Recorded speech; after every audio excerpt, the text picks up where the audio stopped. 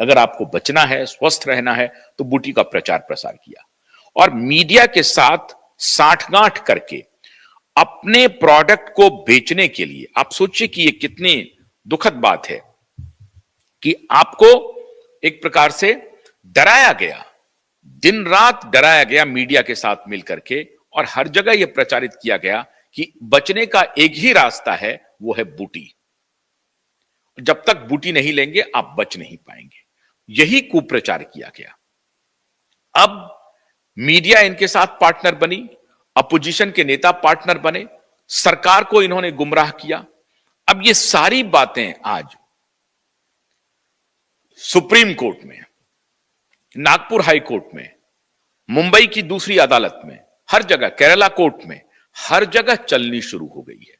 और माननीय जज साहब भी अब इस कंक्लूजन पे पहुंच रहे हैं कि महामारी के दौरान जो इन लोगों ने पाप किया, उस पाप का जड़ क्या है, उस पाप करने के पीछे राज क्या है, यह पता किया जाए। पाप तो हुआ, अब यह पता किया जाए कि पैसा कमाने की हवस इन लोगों में इतनी ज्यादा क्यों थी, ये इतना पैसा कमाना चाहते हैं या इसके अलावा भी कोई एजेंडा था।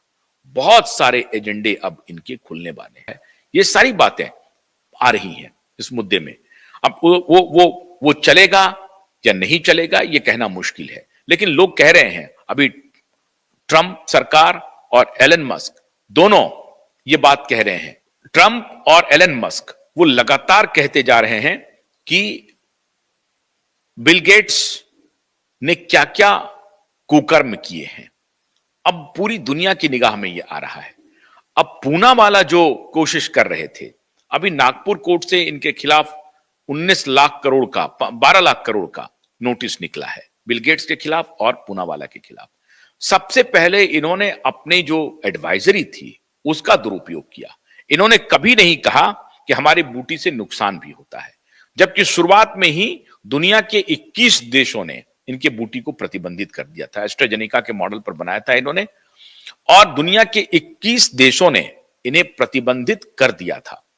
लेकिन इस प्रतिबंध को ये हटा करके यहां पर प्रचारित करते रहे। दुनिया के 21 देशों ने प्रतिबंधित किया इनके बूटी को, तो वहां कह दिया कि अरे वो हमसे खरीदना नहीं चाहते हैं, क्योंकि वहां ये कॉर्पोरेट वॉर चल रहा है। फाइजर वाले वहां पहुंच गए हैं। फाइजर में भी bill and Melinda Gates foundation का इन्वेस्टमेंट है, ब्लैक रॉक का इन्वेस्टमेंट है, कार्ल स्वाब का इन्वेस्टमेंट है। ऐसे तमाम बिजनेसमैन जिन्होंने इन कंपनियों में निवेश किया हुआ है, क्योंकि हेल्थ जो है वो एक बहुत बड़ा बाजार है। वेंगार्ड ने किया, कार्ल स्वाब ने किया, ये सारे लोग इन्वेस्ट कर रहे हैं। लेकिन हमारी और आपकी आंख पर पर्दा डला हुआ है।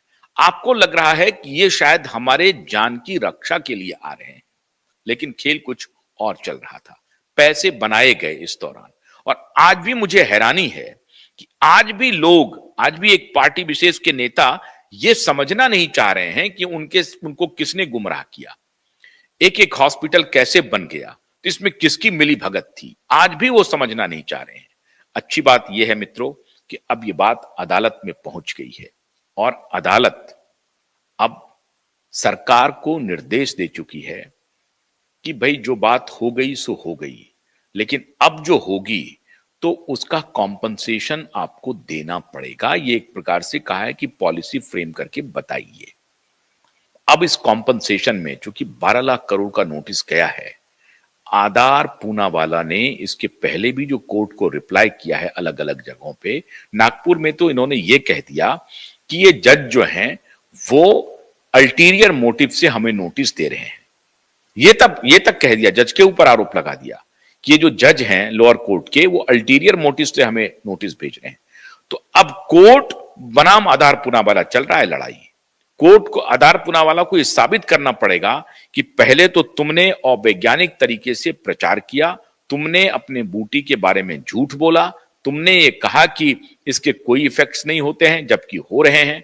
तो अब तुम्हारे झूठ का जो पुलिंदा खुलेगा, पहले तो उस पर एक्शन होगा। और दूसरी बात कि भाई ये सवाल करने के लिए अगर जज महोदय तुमको नोटिस भेज रहे हैं तो तुम ये कह रहे हो कि अल्टीरियर मोटिव से है, तो अब अल्टीरियर मोटिव भी तुम्हें साबित करनी पड़ेगी।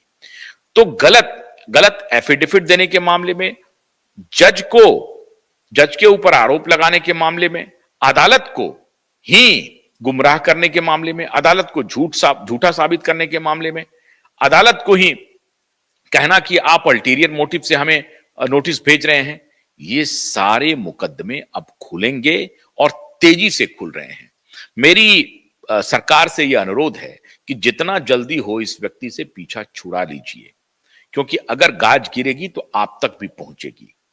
आपको आप समझ लीजिए कि सरकार इससे बच नहीं सकती है, क्योंकि आपने इनके साथ मिलकर के जो तिकड़म किया है उस गलती से तो आप खुद को बचा नहीं पाएंगे। बाकी चीजों के लिए तो मैं आपको समर्थन करता हूं, लेकिन इन इन चीजों में जो आपने किया है वो अक्षम्य है।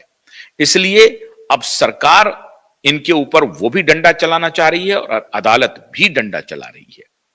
तो भारत बायोटेक में जो निवेश है और सीरम में जो निवेश है bill and Melinda Gates foundation का, आप कहीं से भी ये गफलत में मत रहिएगा कि इंडिजिनस हमने तैयार कर लिया, हम आत्मनिर्भर हो गए हैं बूटी के मामले में। ये उन्हीं का एजेंडा है, उन्हीं के लोग हैं, मुखौटा सिर्फ भारतीय है और आपको हमको लग रहा है कि हमने इंडिजिनस रूप से बिल्ड किया है। टेक्नोलॉजी उनकी है, पैसा उनका है, लोग उनके काम कर रहे हैं, सामने से दो लोगों को सामने से रख दिया है, ये दोनों भारतीय हैं और आपको हमको लग रहा है कि हमारा भारत आत्मनिर्भर है। तो इस बात को अब ध्यान से देखिए। अब अदालत का डंडा चलेगा, एक एक कुंडली सामने आएगी और आधार पूनावाला नहीं बच सकते हैं। भारत बायोटेक ने तो अभी तक कोई टिप्पणी नहीं की है, आए बाएं नहीं बोला है, वो तो चुपचाप अपना काम कर रहे थे। लेकिन आधार पूनावाला इतने गुरूर में आ गए कि उन्होंने कहा कि जज को इस तरह के पिटीशन नहीं सुनने चाहिए, तो जज ही अल्टीरियर मोटिव से हमें नोटिस दे रहा है। तो ये सब गुरूर का लक्षण है। तो इनका गुरूर अभी टूटने वाला है, इंतजार कीजिए। बहुत बहुत शुक्रिया, नमस्कार।